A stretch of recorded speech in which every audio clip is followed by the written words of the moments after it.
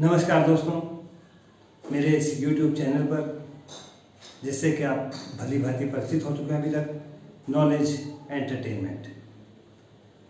पिछली 3 वीडियोस में हमने जिक्र किया जिन बातों की चर्चा की, ब्रेन क्या है, कैसे फंक्शन करता है, क्या इसकी खुराक है, क्या क्या हमें करना चाहिए अपनी मेमोरी को बूस्टअप करने के लिए, मेमोरी पावर को मेंटेन रखने के लिए, न्यूरॉन्स को एक्टिवेट रखने के लिए।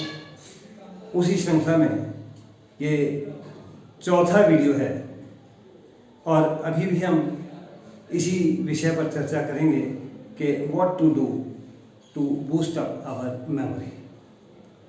बहुत सी टेक्निक्स हैं, बहुत से मेथड्स हैं अपनी मेमोरी को बूस्ट अप करने के लिए, जिनमें से कुछ का हमने जिक्र किया। उसके बाद आगे चलते हैं, हमें और क्या करना चाहिए। हमें ब्रेन गेम्स जो हैं वो खेलनी चाहिए। ब्रेन गेम्स बहुत सी आपको इंटरनेट पर भी अवेलेबल हैं, वो भी खेल सकते हैं, या आप अपने घर पर भी खेल सकते हैं। जैसे जिगसॉ पजल है, कहीं पर आपको 9 टुकड़े मिलते हैं, उन्हें जोड़कर आपको एक तस्वीर पूरी करनी होती है। कहीं 16 टुकड़े होते हैं, कहीं 25 होते हैं, कहीं 100 और कहीं कहीं 1000 तक भी पीसेस आते हैं जिगसॉ पजल के। तो जितनी बड़ी जिगसॉ पजल आप सॉल्व कर रहे हैं, आप हल कर रहे हैं, तो आप समझिए कि आपके न्यूरॉन्स उतनी ही तेजी के साथ एक्टिवेट हो रहे हैं, क्योंकि इसमें आईज और ब्रेन का डायरेक्ट कोऑर्डिनेशन है। आईज और ब्रेन का जब भी कोऑर्डिनेट होगा, जब भी कोऑर्डिनेशन होगा, तो उससे आपके जो न्यूरॉन्स हैं उनको एनर्जी मिलेगी, और न्यूरॉन्स के एनर्जी मिलने से आपके न्यूरॉन्स एक्टिवेट होंगे और वो आपके नर्व्स में, जो ब्रेन नर्व्स है, उसमें तेजी के साथ दौड़ेंगे। और इससे जो होगा वो ये होगा कि आपके जो डेड न्यूरॉन्स पड़े हैं उनसे उनकी टक्कर होगी, और टक्कर के फलस्वरूप जो आपके डीएक्टिवेटेड न्यूरॉन्स हैं वो एक्टिवेटेड फॉर्म में आ जाएंगे, एनर्जेटिक हो जाएंगे और आपकी मेमोरी पावर को इंक्रीज करेंगे। इसके अलावा आप लॉजिकल पजल्स जो हैं उन्हें सॉल्व करने का प्रयत्न कीजिए। लॉजिकल पजल्स में आपको कई बार हिंट भी मिल जाते हैं, लेकिन कोशिश कीजिए कि आप बिना हिंट लिए, हो सकता है कि आपको समय ज़्यादा लग जाए। जो लॉजिकल पजल आप 5 मिनट में करना चाहते हैं, हो सकता है आपको 15 मिनट लग जाए, 20 मिनट लग जाए। लेकिन जितना आप अपना दिमाग लगाकर अपने ब्रेन को प्रेशर देकर उसे सॉल्व करेंगे, उतना ही आपके जो ब्रेन सेल्स हैं, नर्व सेल्स हैं, और जो आपके न्यूरॉन्स हैं वो उतनी ही स्पीड के साथ एक्टिवेटेड होंगे। सुडोकू खेल सकते हैं आप।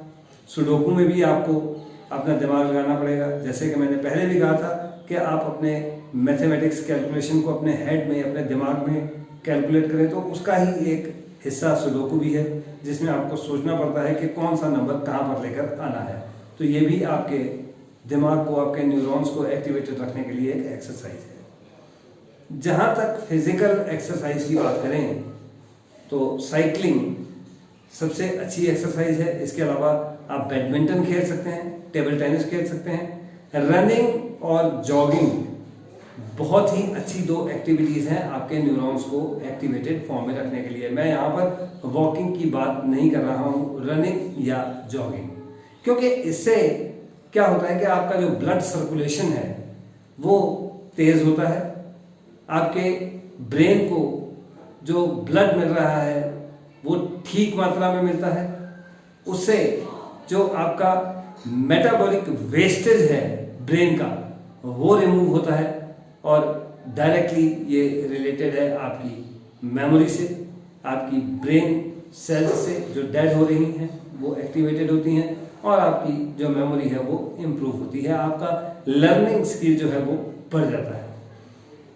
आप नई लैंग्वेज सीखने का प्रयत्न करें, क्योंकि जितना आप नई लैंग्वेजेस को सीखने की कोशिश करेंगे उससे आपकी कंसंट्रेशन पावर बढ़ेगी, और कंसंट्रेशन का डायरेक्ट रिलेशन जो है वो हमारी लर्निंग स्किल्स के साथ है, हमारी मेमोरी पावर के साथ है। सो नई लैंग्वेज को सीखना भी हमारी मेमोरी को इम्प्रूवमेंट करने के लिए बहुत ही अच्छी एक एक्सरसाइज है।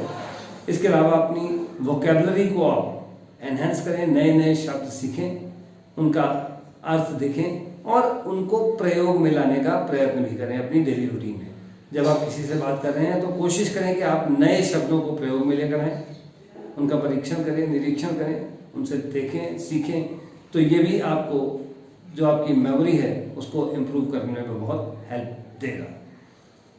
आप प्लेइंग कार्ड्स के साथ भी बहुत सी गेम्स एंड ट्रिक्स हैं जो कि आप उन पर अपने हाथ आजमा सकते हैं।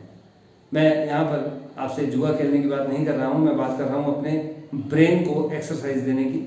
आप इंटरनेट पर आपके पास बहुत सारी कार्ड गेम्स हैं, जिनमें से कुछ एक जो है वो जैसे आप कह सकते हैं ब्रिज गेम है, पोकर है, क्रेजी 8 है, हार्ट्स है, सॉलिटेयर है।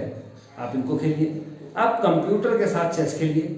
धीरे धीरे जो आप कंप्यूटर का डिफिकल्टी लेवल है उसे बढ़ाइए।